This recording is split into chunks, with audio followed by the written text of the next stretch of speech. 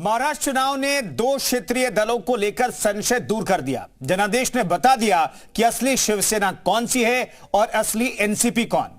महायुति और महाविकास अघाड़ी की चुनावी लड़ाई के अलावा यह चुनाव शिवसेना के शिंदे और उद्धव गुट की पहचान की लड़ाई भी थी। यही हाल अजीत पवार और उनके चाचा शरद पवार का भी था। महाराष्ट्र की जनता ने अपने वोट की शक्ति से असली और बनावटी की पहचान बता दी है।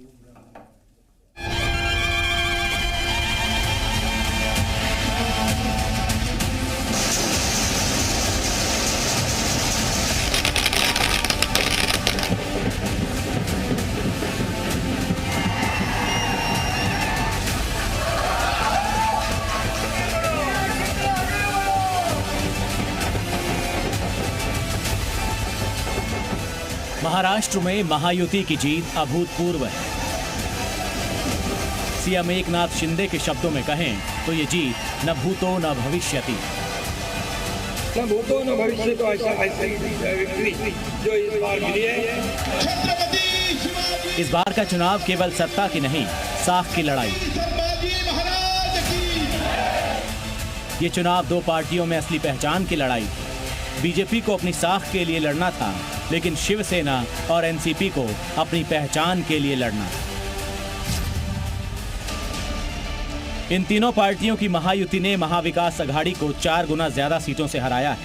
इसीलिए ये जीत कई वर्षों तक उद्धव ठाकरे, शरद पवार और कांग्रेस के दिग्गजों को परेशान करती रहेगी। बात ऐसे है भाई, जो नतीजे सामने आए उसका ऊपर में विश्वास रखने को तैयार नहीं। ये जनता का फैसला मानने को तैयार नहीं। हमने महाराष्ट्र की जनता का जो मन है, हमें मालूम था किस दिशा में जा रहा है। ये जीत बीजेपी के लिए पिछली हार का बदला थी, लेकिन असलियत में महाराष्ट्र की असली लड़ाई दो क्षेत्रीय दलों के दो अलग अलग गुटों के बीच थी। पहली लड़ाई थी एकनाथ शिंदे की शिवसेना और उद्धव ठाकरे की शिवसेना के बीच, और दूसरी लड़ाई थी अजीत पवार की एनसीपी और शरद पवार की एनसीपी के बीच।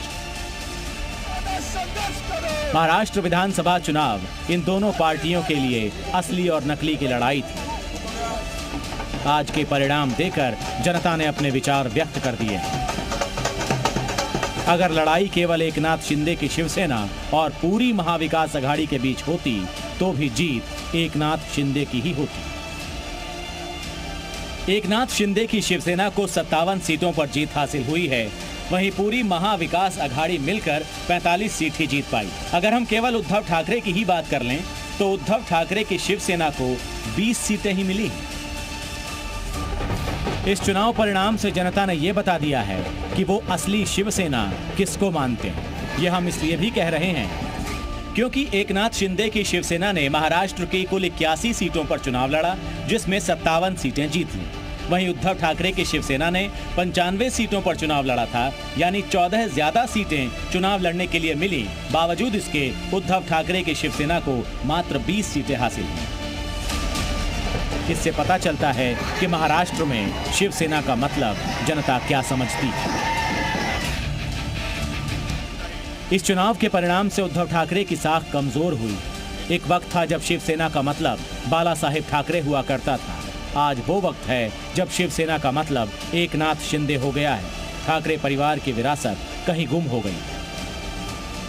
सभी वर्ग जो है, सभी वर्ग को मैं धन्यवाद देता हूँ कि उन्होंने ऐसी विजयश्री प्राप्त कर दी है कि न भूतो न भविष्य तो ऐसी विक्ट्री जो इस बार मिली है। जो 2-2.5 साल हमारी महायुति ने काम किया है, ये महायुति ने जो काम किया है उसके काम के ऊपर ये जनता ने शिक्कामोर्तब किया है।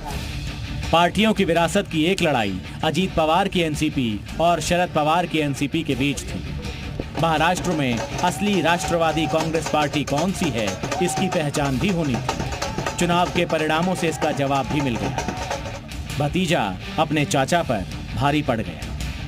महाराष्ट्र में अजीत पवार की एनसीपी ने 56 सीटों पर चुनाव लड़कर 41 सीटें हासिल की, तो वहीं शरद पवार की एनसीपी 86 सीटों पर चुनाव लड़कर मात्र 10 सीटें ही जीत पाई।